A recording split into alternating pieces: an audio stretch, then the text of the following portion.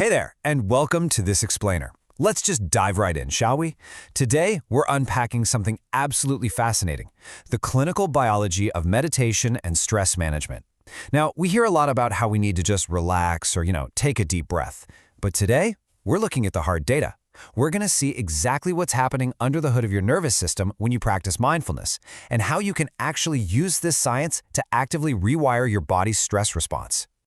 But hey, before we get to the data, I want you to do a quick physical check-in with me. Seriously, right this second. Where in your body are you holding tension? Just kind of notice it. Is your jaw clenched? Are your shoulders creeping up towards your ears? Is your stomach tight? A lot of the time, we don't even realize we're doing this. We're literally just carrying this low-grade physical armor around with us all day long. And this brilliant quote perfectly captures why that matters. Emma McAdam, a licensed marriage and family therapist, points out, the mind and body are in a feedback loop, and we subconsciously tense up when stressed or anxious. So the absolutely crucial point here is that this tension isn't just a symptom of stress, it's actually a cause. Your physical tension subconsciously sends these continuous signals of danger right back up to your brain. That keeps your brain on high alert, which in turn keeps your body tense. It's a closed stress loop, and our goal today is to learn exactly how to break it. So, here's our roadmap for today. We'll cover 1. The mind-body stress loop. 2. The heart rate superpower. 3. 2 distinct types of meditation. 4. Lowering the stress hormone. And finally, 5. Your quick daily reset. All right, kicking things off with Section 1, the mind-body stress loop, and escaping the physical trap of anxiety. Think of your nervous system as a volume dial. When chronic tension keeps it turned all the way up, it does real harm to the body. But here's the good news. We actually have the ability to manually turn that dial down. To prove it, take a look at this staggering number, 32%.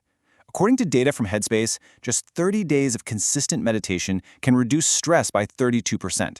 I mean, that is a massive, highly significant clinical reduction in stress, just by using a simple daily mental practice. So how is that actually possible? Like, what is physically changing inside your body to create a 32% drop in stress?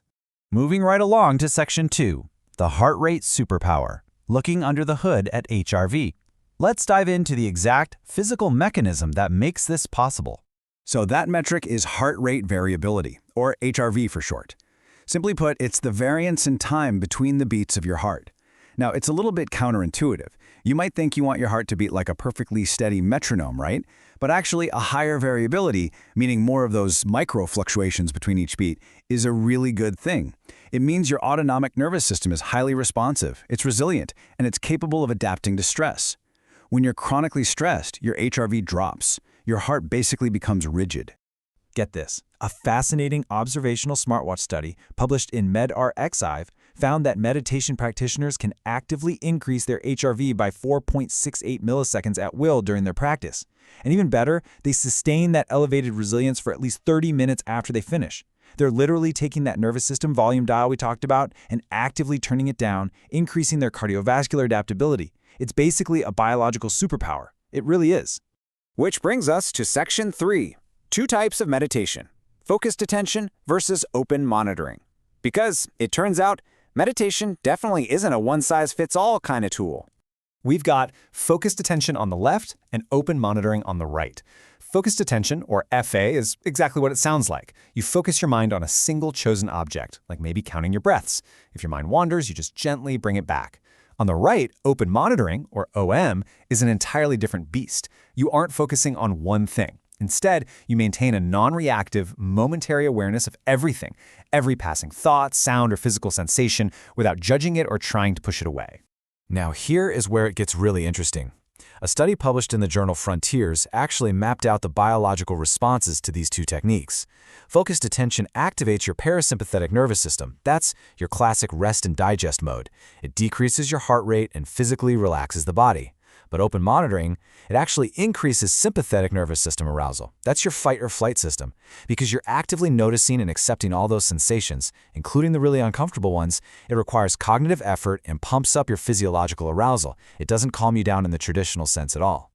Let's unpack that twist in Section 4, lowering the stress hormone, the cortisol twist. Because you might be wondering, wait, if open monitoring increases my arousal, why on earth would I do it? Isn't the whole goal to relax? Well, check out the ultimate biological twist in the data here. Researchers measured salivary cortisol, which, as you probably know, is your body's primary stress hormone. They found that even though open monitoring meditation increases physiological arousal, it uniquely causes a significant drop in cortisol levels. Focused attention, despite relaxing the body, didn't actually show this same cortisol drop in the study.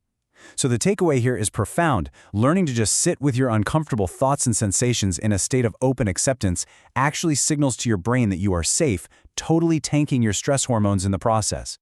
All right, let's put this into practice. Section 5, your quick daily reset. 3 minutes to soften body tension. Let's zoom out from the data for a second and apply this right now. I'm actually going to walk you through this right now. Step 1, settle your body. You don't have to force a massive deep breath or anything. Just slow your breathing down. Let your belly rise as you breathe in and slowly let it out. Step 2, bring your awareness to your body. Think of that open monitoring technique we just talked about. Notice those tight areas, your jaw, your shoulders, your chest. Don't judge them, just be curious about them. Step 3, choose one tense area. With your next exhale, I want you to soften that tension by just 1%. Drop your shoulders just a millimeter. Unclench your teeth just a fraction. As you do this, I absolutely love this analogy from the clinical resources. Imagine warmth and relaxation flowing into each tensed area, like sunlight melting frost. Picture that physical release of tension literally melting out of your muscle fibers.